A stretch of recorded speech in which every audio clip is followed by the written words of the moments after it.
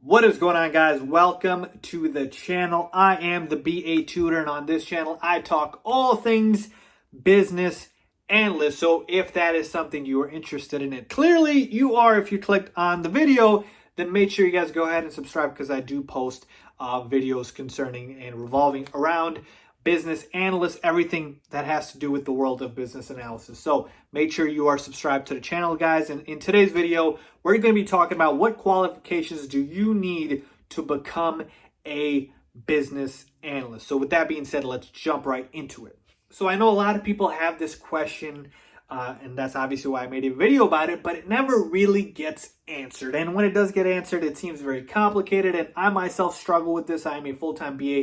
And I even had to figure this out through my years of experience. And so what I've come to terms with is how I'm going to explain it to you guys in the simplest way possible. So what qualifications do you need to become a business analyst? Technically, there are no hard qualifications where if you don't have this, there's no chance you can ever become a business analyst. Now, you certainly need qualifications to be a serious candidate for a position, right?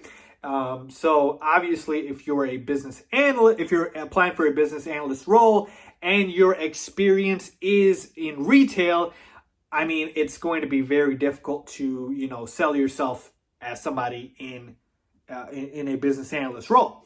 But unlike professions such as doctors, dentists, lawyers, where we know they have to go through a rigorous amount of school, they have to go through certain tests that they have to take, they have certain certifications they have to complete, exams they have to pass. Business analysts don't have to do any of that. But you do have to be able to gather the requisite experience in various forms, and I'll show you exactly how. So let's talk about the first thing that employers look for when they're looking to hire business analysts. And again, this all depends on experience level. I'm going to start with the basic beginner experience level, where this is going to be your first role as a business analyst. And the first thing is going to be an undergrad degree, aka a bachelor's. Okay, a bachelor's degree. Now, obviously, you should have expected this. This is a very straightforward, a common response, right? You're going to need a degree to get a job. Now, here's my thing. I said to you guys, there is no, one hard qualifications where even if you don't have it, you can't get the job no matter what. So it still applies here. You don't absolutely have to have an undergraduate degree, but it really, really does help. Okay, you need to have a some sort of an undergrad degree. Again, it doesn't have to be in a major such as business or, such as IT. It could be other things, and I'll get to that in a second, how you can sort of navigate your way from those majors that don't really apply to kind of sell yourself to work for a BA role. But point being is, an undergrad degree is really going to be the thing that's going to help you get in the door, okay?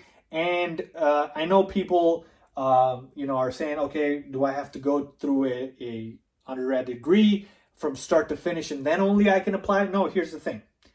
If you don't have an undergraduate degree, you can still go to school and apply for a BA job, an entry-level BA job, and sell yourself as somebody who is in school to gain the requisite experience to become a business analyst. So I've seen people that don't have four-year degrees, but they are working on them while they apply for the job, and that is what they're able to sell to the employers. Okay, so it's all about how you sell it. But for the most part, either you have to have completed a undergraduate degree, a bachelor's degree, or you must be working on it. Okay, again, employers are going to want somebody with a college degree. That's just how things work. But again, you don't have to have it completed, but as long as you're working on it. And let's just say you have completed it, and like I mentioned before, it wasn't in the field. Like you did a major in, finance, you did a major in communication, something completely different than what BA's, business analyst, IT, information technology is.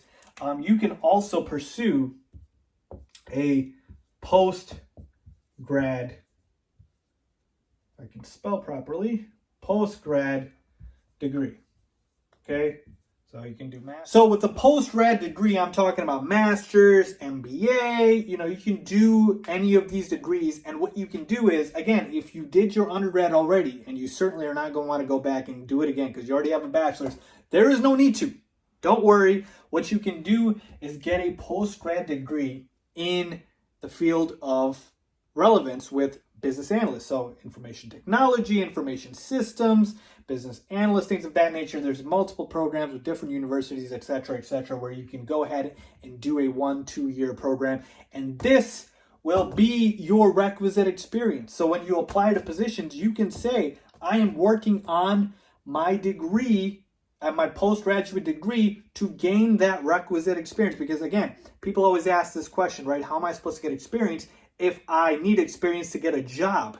But people also need to understand that schooling, education, is essentially your experience. Okay, so if you're taking classes that pertain to the position you're applying to in terms of a business analyst, and you are learning via those classes, that could be weighted as your experience. Okay, so again, you can go ahead and do a postgrad degree, and you can get that requisite experience by taking those necessary classes and then selling it to the employer by saying, listen, these are the classes I'm taking to give me the experience I need to become a successful business analyst. Okay, so again, undergrad degree, even if you aren't completed it, you can still be working on it while you apply. Or if you've completed it, but it was in a completely different major than a business analyst, go ahead and do a postgrad degree and do it in a relevant, major of business that is pertaining to a business analyst. So those are some ways.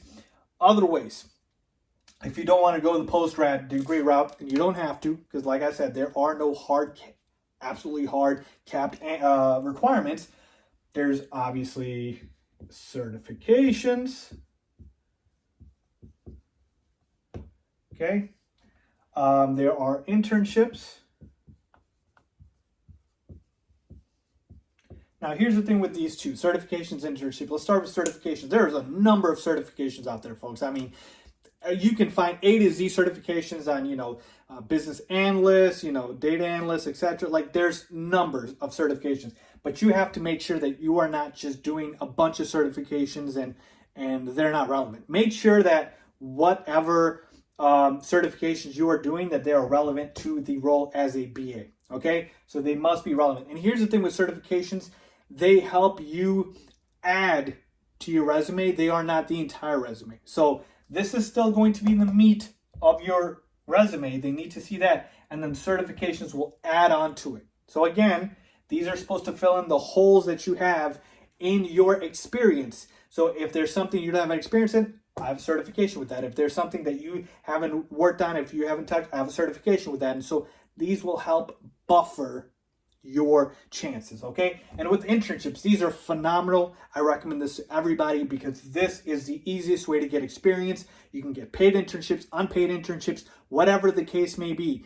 Do internships if you don't have the requisite experience as a business analyst, and this will allow you to do so. There's a ton of companies that have these roles. They do business analyst internships during the summer, during the fall, whatever the case may be. You can go ahead and do these internships. They are readily available, so go ahead and do so. And again, if you're older and these internships are only for those folks that are in school, like I mentioned, you still have the certifications. You still have, obviously, the postgrad route that you can go with. So don't worry. There is still something for everybody.